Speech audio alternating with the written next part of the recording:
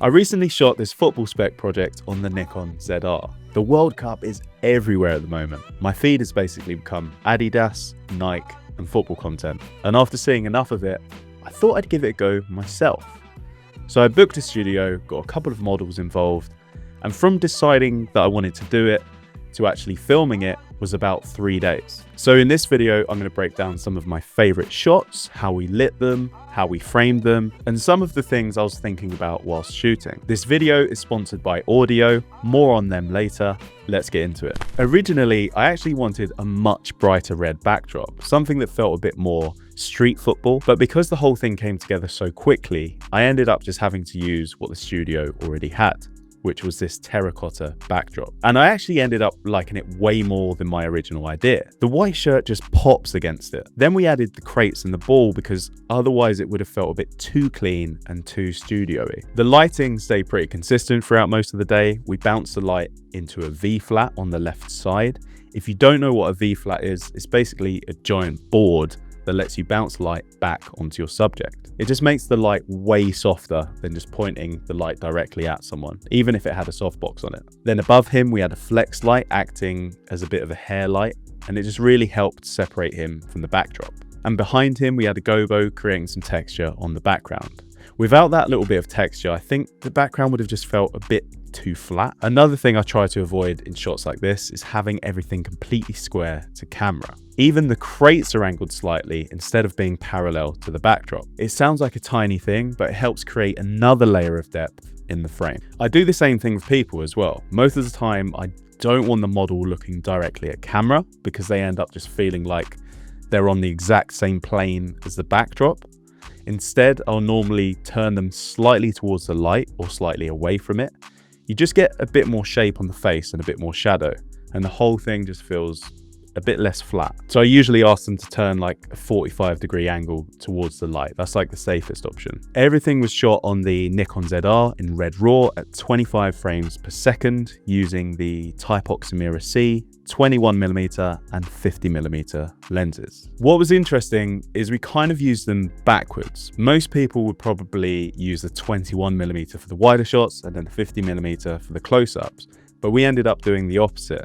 A lot of the wider shots were actually on the 50mm because we had enough room to move back, and I much preferred the compression that it gave everything. Then whenever we wanted to get those really close aggressive shots, we'd switch to the 21mm and get right on top of the subject. You end up with this really exaggerated perspective where you're incredibly close, but you can still see loads of the environment around them. It's a look that you see a lot in fashion campaigns at the moment, and I thought it suited this project really well.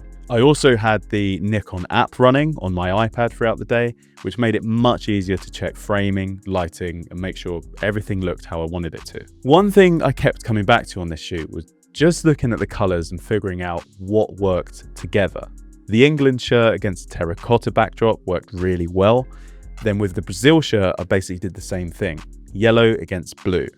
It's one of those combinations that just works. I also quite like these shots because they feel a bit more fashion focused than football focused. Originally, I thought about removing the hanger in post so the shirts looked like they were just floating.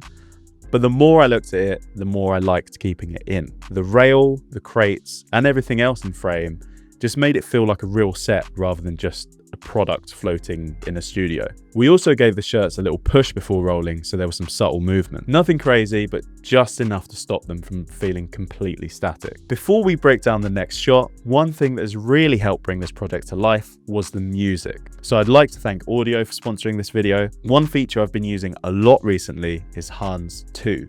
For this project, I graded a few clips, exported a few screenshots, and uploaded them straight to Hans 2. Then I simply told it to find music that matched that scene.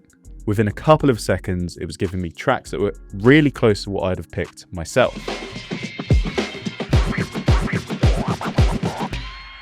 So being able to just upload a few screenshots and get a short list of tracks that actually fit the scene has saved me loads of time. The other thing I like about Audio is that it doesn't feel like a generic stock music or even worse, AI generated music. The catalog is actually made up of music from independent artists and composers. If you want to check it out, Audio have given viewers 70% off their first year of Audio Pro. using the code CALUM70. That gets you unlimited music, sound effects, stems, and access to tools like Huns. The link is in the description. Right, let's get back to the breakdown. Once we had this setup built, I wanted to get as much out of it as possible.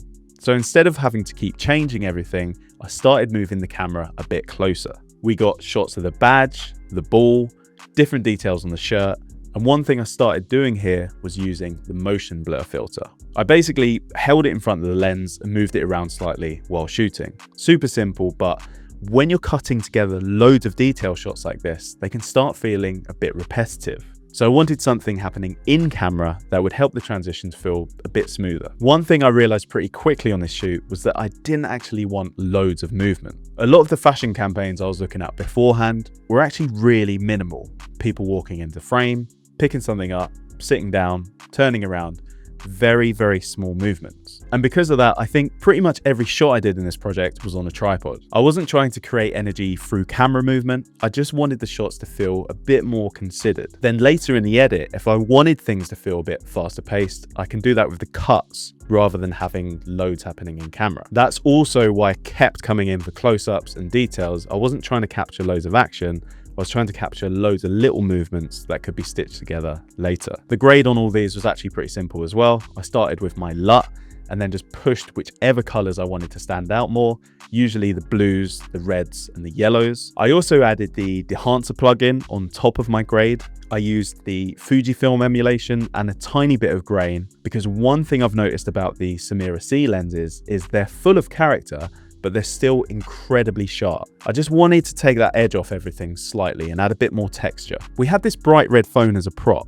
and I knew straight away that it would work against the white England shirt and the terracotta backdrop. Again, it's just colors doing their thing. The phone immediately becomes the thing that you're looking at. We started with this wider shot where he walks into frame. Then for the close-up, I switched to the 21mm and got ridiculously close to the phone. And as he picked up the phone, I just tilted the camera up and followed his movement. It's a really simple move, but I think it adds a lot, especially when you cut it together with a wider shot. Another thing I like about this shot is he's not facing directly towards camera. He's turned slightly away from the light, and because he's looking over his shoulder, the light is mainly like hitting his face. So you get a bit more shadow and contrast in the foreground, and then his face is the thing that you're hopefully focusing on. Originally, the idea was that if England do well in the World Cup, I could have someone on the other end of the phone saying it's coming home. Whether that ages well or not, we shall see. I've still got loads more setups from this shoot that I could break down. So if you'd like a part 2, let me know in the comments below. And if you do enjoy these cinematography breakdowns, definitely subscribe, because I've been really enjoying making them and I've got plenty more coming. Thanks again to Audio for sponsoring this video. If you want to check them out, the link is in the description. Thanks for watching. I will see you in the next one.